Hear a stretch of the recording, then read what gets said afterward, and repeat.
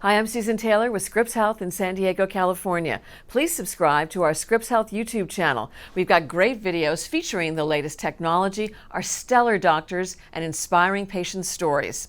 As we age, our skin tends to sag and lose its tightness, its elasticity. Baggy, droopy eyelids, sagging breasts, and stretch marks after you've given birth, that bulging belly, which despite diet and exercise, you just can't get rid of. Oh, the joys of aging. Well, the good news, there's plastic and reconstructive surgery that can help you regain some of your pre-pregnancy shape. We like to call it the mommy makeover. Joining us to talk about that is Dr. Salvatore Pacella, who is head of plastic and reconstructive surgery at Scripps Clinic in Del Mar, California. Thanks so much for being with us, doctor. Thanks for having me, Susan. So why does the skin sag as we age? As we tend to age, the natural glue that keeps our skin attached to the undersurface of the body tends to loosen up over time, and that causes a pretty tremendous sagging of skin over time. So let's go from top to bottom. What's affected? Let's start with the eyelids. I mean, is this because we've been putting on and taking off makeup for decades that the skin starts to stretch out and sag? Not necessarily. No? This is really, you have to think about this as a complete continuity of the brow with the upper eyelids. So when your brow gets saggy, what happens is you tend to see that quite a bit in the upper eyelids as well. So it's really one complete unit that we're talking about. So the droopy eyelids, they can actually get in the way of your vision, is that correct? Absolutely. What, your peripheral vision, looking straight ahead? Usually your peripheral vision. It tends to obstruct things, and while we're driving, I tend to have patients that come in that say, I don't notice a car coming up on the side of me, and that can be quite dangerous sometimes. But cosmetically, it's also very important to rejuvenate around the eyes. So let's talk about the eye lift. What's involved? So the eye lift is a relatively simple procedure. It takes about 30 to 45 minutes, and it involves removing a bit of skin from the upper eyelid. In addition, many times as we age, we tend to lose fat in the upper eyelid. So sometimes we can take a little strategic fat from the abdomen, put it in the eyelid, and rejuvenate the upper eyelid. And what are the side effects and risks to this type of surgery? Fairly minimal. A little bit of bruising afterwards. Recovery is relatively quick. Sometimes patients can get some dry eyes for a short period of time afterwards, but that recovers actually quite quickly. When you say you recover quickly, what do you mean by that? Probably within about 1 to 2 weeks, mostly. Okay. Most patients can go back to work after that time or resume their lifestyle, working out, etc. And what about the brow lift and the forehead lift? So the brow lift is a little bit more extensive. We're talking about relatively about 2 weeks of recovery. That involves a small incision that's hidden right within the hairline, and it's really designed to raise the brows to a much more natural position. And then what about the forehead lift? Same thing. Brow and forehead are really referring to the same concept. So you're moving them up, and you're getting rid of the wrinkles in the process? That's correct. Right. Okay. And a lot of this can be done as outpatient surgery. You don't necessarily have to spend the night in the hospital? Correct. Outpatient surgery is preferred, actually. We want you to recover comfortably at home. We want you to be around your family. We want you to eat your own food and your own diet, sleep in your own bed. So let's talk about the neck, that crepe-like skin. I affectionately call it the turkey neck. Yes. What can you do for that? Well, so for that procedure, and in fact, I'll also say that as we sort of get into the age of technology, we're always looking at our phones, we're always looking downwards, and when we used to stand up and have good posture, now we're all sort of hung over and crooked down, and so that tends to exacerbate the neck quite a bit. There's a fairly good procedure for that. It's called a lower face and neck lift. A little bit longer of a procedure. It takes about 3 to 4 hours to perform. Also done under outpatient procedure, but it can really do an extensive job of tightening up the neck. And then what about breasts, sagging breasts after breastfeeding? So we have some great procedures for that. So depending on what a patient would like. So for example, after pregnancy, many women notice that the breasts have dropped down a bit. They've lost a lot of volume. Many women that come into my office say that during pregnancy they actually like the size and shape of their breasts. So many times we have a few arrows in our quiver, so to speak. We can utilize a breast implant to restore some fullness to the breast. If the breasts are hanging down lower, we can do a breast lift or a combination of the two. And what about stomach, the weight gain that you have during pregnancy? So plastic surgery is not really a substitute for weight loss. So Prior to going into plastic surgery, we really want you to be at your stable weight. So where we think we can really help patients are after pregnancy, if you've gotten back to working out and just can't get that pooch of the belly gone, plastic surgery can help with that. An abdominoplasty or a tummy tuck is a common procedure, a little bit more of an extensive procedure. It takes about 4 weeks to recover from that. Also an outpatient procedure, but it can make your tummy really snug and really tight. And what about stretch marks? What's the cause of stretch marks and how can you fix those? So stretch marks are caused by a loss of the collagen underneath the skin.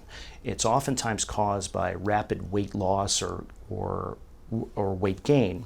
Also, we see it in pregnancy. There's a stretching of the abdomen and stretching of the skin. Sometimes laser treatment can help with stretch marks, but unfortunately many times the best method to treat stretch marks is to simply do surgery and remove those stretch marks. When we see those in the lower abdomen, a tummy tuck is a great operation for that. Okay. We want you to hold this thought. We're going to come back and talk about it in a couple of minutes. We reference it as we said hello. We're going to talk about the mommy makeover. So just hold on. We'll come back and talk about that.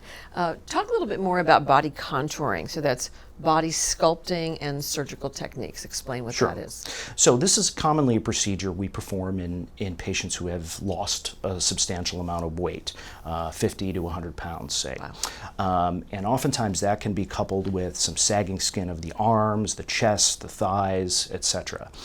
We also see it in the abdomen and breasts. So body contouring really refers to a combination of both surgery and non-surgical treatments such as liposuction, which can remove fat from different areas. So how does liposuction work?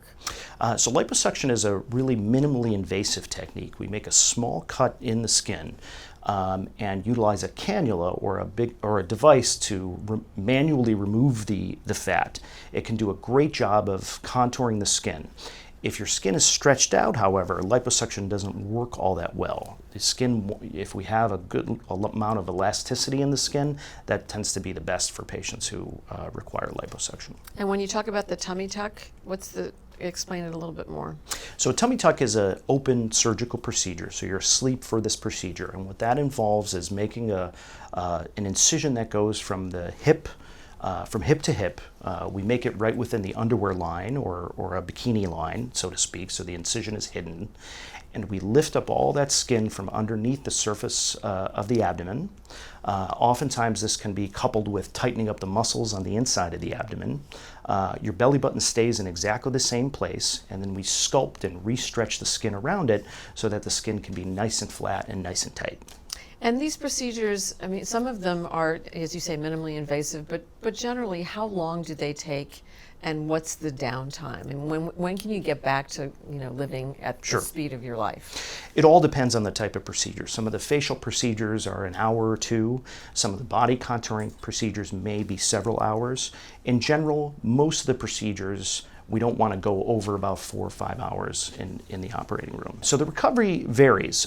Recovery for something like a tummy tuck is rather extensive. You probably need to be off of work for about 2 weeks potentially. We don't want you really working out or lifting weights for about 4 weeks after surgery. But some of the facial procedures, 1 week recovery potentially. We can go back to work with a little bit of makeup. We can hide some of that bruising. And then the people who've lost a lot of weight because they maybe had weight loss surgery and they've got a lot of that loose excess skin, is that a long recovery period too to get rid of that excess skin? It's about the same, particularly if we're doing a tummy tuck or a body contouring procedure. Okay, we referenced this a couple of minutes ago. Let's come back and talk about this, the mommy makeover. What does that entail? So mommy makeover is a great procedure, very popular in our communities. So mommy makeover commonly refers to the combination of a tummy procedure with a breast procedure. So very commonly we see a tummy tuck done at the same time as, say, a breast implant or a breast lift. And you can do that at the same time? Safely, yes. Safely, okay. And then the downtime from that, because you're doing two procedures at the same time, is it longer?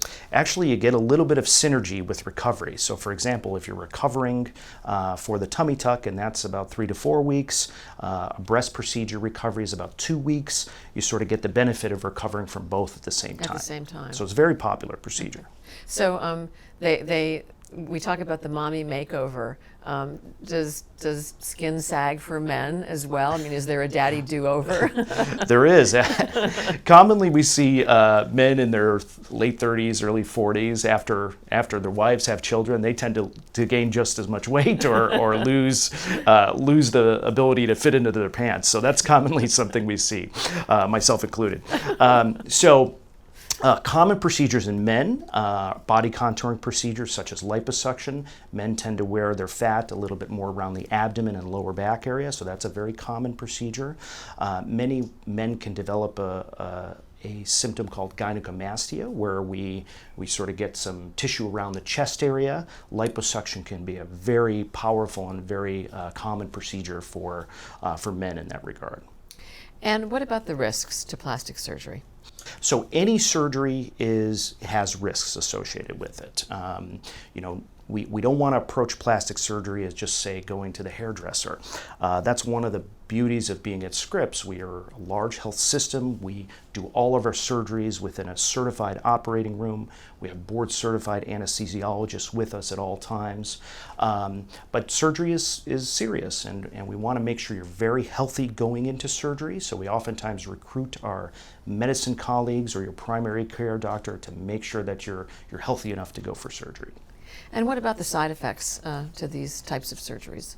So with any procedure, there can be side effects. There can be side effects with anesthesia that can include some nausea, potentially some vomiting after surgery. And then there are specific potential consequences after the surgery related to the surgery that we've done. So for example, patients may have some extended pain after surgery. That oftentimes goes away. Swelling can occur.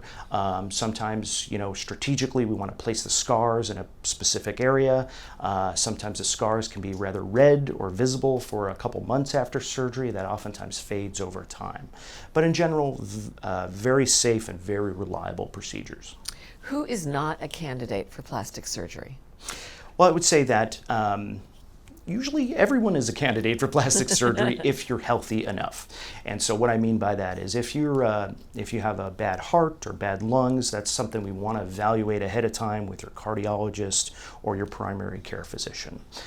Patients who are on blood thinners, oftentimes we approach plastic surgery very cautiously. We want to work with your medicine doctors to determine a safe interval or a safe window to perform surgery. So plastic surgery has come a long way in the last 25 years. What's the biggest change? So I would say that one of the biggest changes in plastic surgery has been the use of fat transfer. This is what we were alluding to earlier. So we've really understood a lot about aging, particularly in the face, over the last several years. And what we've seen is that if we follow patients' photographs for many years, not only does the skin become saggy, but we tend to lose a lot of fat in the cheeks or upper eyelids or in the temple area.